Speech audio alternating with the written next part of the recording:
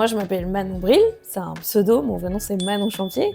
Et je suis paloise, j'ai grandi à Pau jusqu'à mes 18 ans et tout, j'étais au lycée Sainte-Jeune-Perse, oui. Et maintenant je suis humoriste et vulgarisatrice sur internet, j'ai fait un doctorat d'histoire à Toulouse. Et après j'ai lancé ma chaîne YouTube C'est une autre histoire.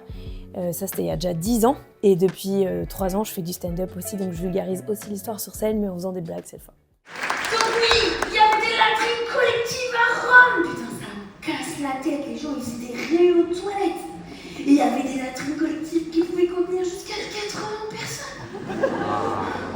C'est genre 7 équipes de foot. Brutus. Il paraît que c'est l'empereur qui a mis le feu à la ville.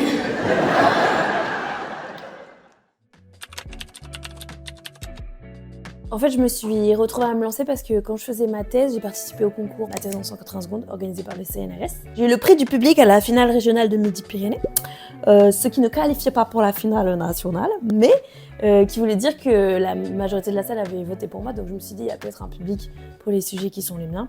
Et après, avec un pote, Bart, qui est caméraman, on a lancé la chaîne dans la foulée. Donc ça, c'était en 2015. J'ai appris que Clermont-Ferrand, c'était la réunion de 2 villes ennemies, Clermont et Montferrand. Ils en ont fait Clermont-Ferrand au XVIIe siècle. Donc première nouvelle, contre toute attente, ce n'est pas la ville des maréchals Ferrand. Tout le monde s'en fout des maréchaux Ferrand, à moins de vivre au Moyen-Âge ou d'avoir un cheval. Avez-vous un cheval? Non, moi non plus. Le seul truc que je souhaite chevaucher, c'est mon mec, mais ça ne vous regarde pas. D'abord, c'était la chaîne YouTube, et puis petit à petit, j'ai investi les autres réseaux, puisqu'il faut pas mettre tous ces deux dans le même panier. Mais... ouais. Ah bah, Internet c'est intense, c'est sûr c'est intense, surtout quand on a des contenus militants, mais bon c'est un choix et tout.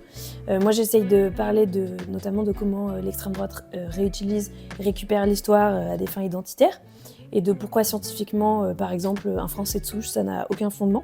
Ça c'est un des sujets qui a pas mal tourné sur les réseaux sociaux, donc l'extrême droite est tombée dessus, donc ils sont pas contents. Mais en même temps, je pense que si ça tape dans leur camp et que ça fait parler chez eux, bah il y a des gens au milieu que ça va récupérer, j'en suis convaincue, donc voilà. C'est la bataille des idées là, clairement. Trop contente de venir jouer au pays, c'est la première fois que je reviens jouer, il va y avoir toute ma famille, tous mes amis et des gens que j'ai pas vus depuis le lycée et le collège, donc je suis trop excitée de faire ça, mais ouais c'est la fierté, l'enfant du pays quoi. Alors le spectacle il s'appelle 300 000 ans, donc c'est en référence à la durée de notre existence, l'Homo sapiens 300 000 ans, donc en se tapant des grosses barres, parce que vraiment c'est un spectacle d'humour en premier.